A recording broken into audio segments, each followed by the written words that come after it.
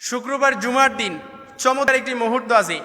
ওই মুহূর্তে যদি আপনি আপনার দোয়াগুলো কবুল করাতে যান, আপনার মনে ন্যাক আশাগুলো আল্লাহ তাআলার কাছে কবুল করাতে যান, ওই মুহূর্তটা যদি বলতে পারেন, ওই মুহূর্তে আল্লাহর কাছে চাইতে পারেন, ইনশাআল্লাহুল আজিজ আল্লাহ তাআলা আপনার সকল চাওয়াগুলো, উদ্দেশ্যগুলো আল্লাহ তাআলা পূরণ করে দিবে।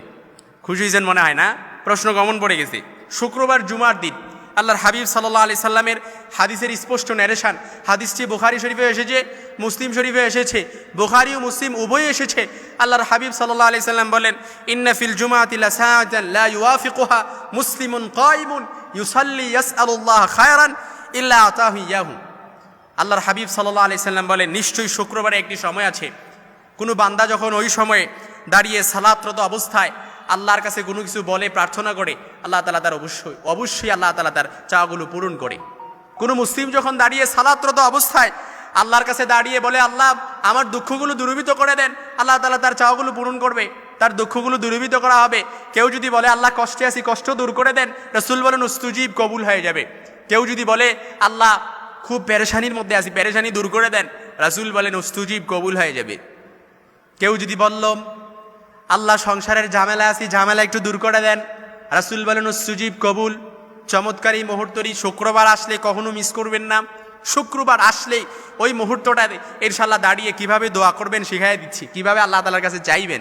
Someone principle, you have to follow ইট।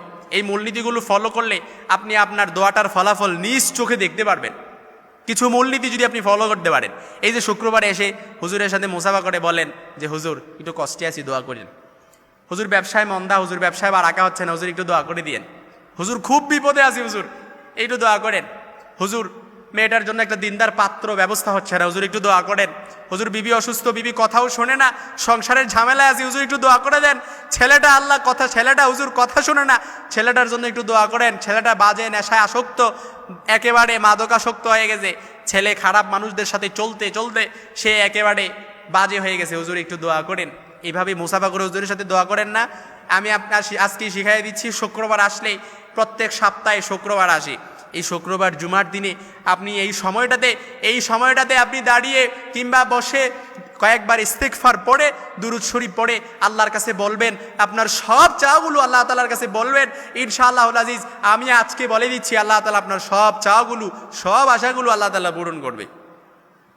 সাহাবী ও তাবী থেকে অনেকেই মতামতটা পেশ করেছেন, কোন সেই শুক্রবার এই চমৎকার মুহূর্তটা কখন? চমৎকার মুহূর্তটা অনেকেই মতামত পেশ করেছেন মাগরিবের আগ মুহূর্তে এবং আসরের পর শেষ মুহূর্তে। কোনো বান্দি যখন জায়নামাজের মুসল্লায় দাঁড়িয়ে আল্লাহর কাছে বলতে থাকে, আল্লাহ তাআলা তার সব চাওয়া আশা আকাঙ্ক্ষাগুলো পূরণ করে দেয়। সুবহানাল্লাহ বিহামদি। এই জন্য এই মুহূর্তটা কখনো মিস করবেন না। হাদিসের মধ্যে এসেছে, ইন্না রাব্বাকুম হাইয়ুন কারীম লা ইস্তাহি মিন আবদিহি ইযা রাফা ইয়াদাই ইলাইহি আই ইয়ারুদ্দাহুমা সিফরা। অর্থাৎ আল্লাহ হচ্ছেন চিরঞ্জীব, দয়ালু। বান্দা যখন আল্লাহ তাআলার কাছে দুই হাত তুলে আল্লাহর নিকট দোয়া করে, আল্লাহ তাআলা তার হাতগুলো ফিরিয়ে দিতে লজ্জা পায়, তার হাতটা ফিরিয়ে দিতে আল্লাহ তাআলা লজ্জা পায়। এই জন্য আজকে থেকেই ইনশাআল্লাহুল আজিজ, এই যে শুক্রবার আর হুজুরের কাছে আসছেন, ঠিক আছে মুসাফা বরকতের জন্য আসছেন, কিন্তু নিজের দোয়াগুলো, নিজের ন্যাক আশাগুলো, নিজের চাওয়াগুলো, নিজের উদ্দেশ্যগুলো পূরণ করতে হলে এই চমৎকার মুহূর্তটা ইনশাআল্লাহ আমরা কখনো মিস করবো না। আল্লাহ তাআলা আমাদের সকলকে কবুল করুক, আমিন।